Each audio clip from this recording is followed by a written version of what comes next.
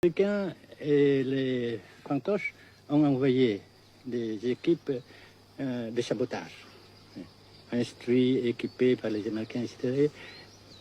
Et nous les avons pris. Peut-être vous avez entendu parler, n'est-ce pas, des procès. Oui. Et vous en avez pris souvent, à diverses reprises? Assez souvent. Est-ce que vous avez peur que les Américains portent la guerre au Nord-Vietnam? Nous n'avons jamais peur, n'est-ce pas? Comme les Français aussi, on dit que peur n'existe pas. Est-ce que vous pensez, Monsieur le Président, qu'il y a une solution militaire à la guerre du Sud-Vietnam? Non. Parce que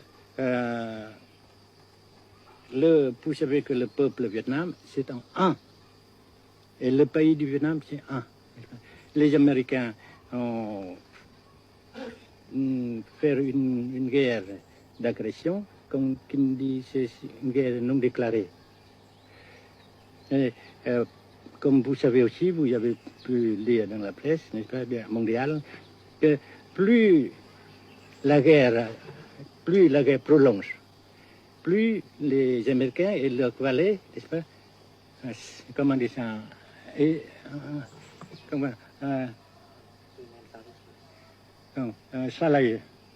s'enliser, et plus ils supportent des échecs, comme vous savez récemment, n'est-ce pas? Par conséquent, la guerre ne peut pas durer éternellement. Et je suis très heureux que les politiciens haut placés français ont reconnu cela. Vous pensez que le général de Gaulle pourrait en quelque sorte, à un certain moment, arbitrer le conflit? Arbitrer, qu'est-ce que vous comprenez par le mot arbitraire? Nous ne sommes pas des équipes de football. Mais au-delà des accords de Genève, si je ne me trompe, une idée du général de Gaulle est la neutralisation de tout le sud-est asiatique. Est-ce que c'est une idée qui vous semble intéressante? Comme j'ai déjà dit quelquefois, c'est une idée intéressante. Mais ça dépend encore de la volonté de ces peuples et la manière comment on procède à réaliser. C'est une grande question, n'est-ce pas? Et je ne peux pas dire que je suis d'accord. Et je ne dis pas que je ne suis pas d'accord, n'est-ce pas? Mais, parce que vous dites, par exemple, fleurs. Fleurs, il y a beaucoup de sortes de fleurs.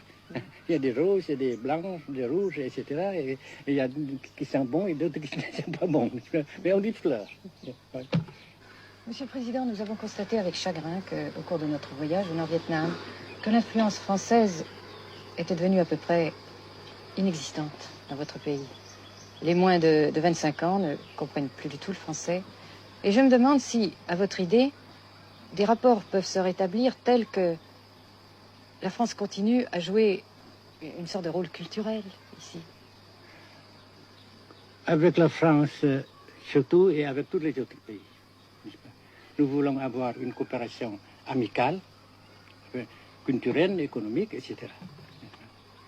Mais je suis sûr que vous ne voulez pas avoir, n'est-ce pas, que la France ait l'influence qu'elle avait avant. C'est une autre chose. Naturellement, c'est une autre époque. Mais coopération culturelle, économique, qu'est-ce qu'il y a encore, sportive par exemple, oui. etc., n'est-ce pas, nous le désirons. Si la guerre se cristallise au sud et se poursuit encore pendant quelques années, pensez-vous que l'avenir économique du Nord-Vietnam soit viable? Je suis sûr que ça non seulement viable, mais ça progresse. Parce que vous avez vu vous-même, vous avez constaté vous-même qu'ici, nous travaillons beaucoup, notre peuple travaille beaucoup, avec abnégation, n'est-ce pas, et avec dévouement, avec enthousiasme.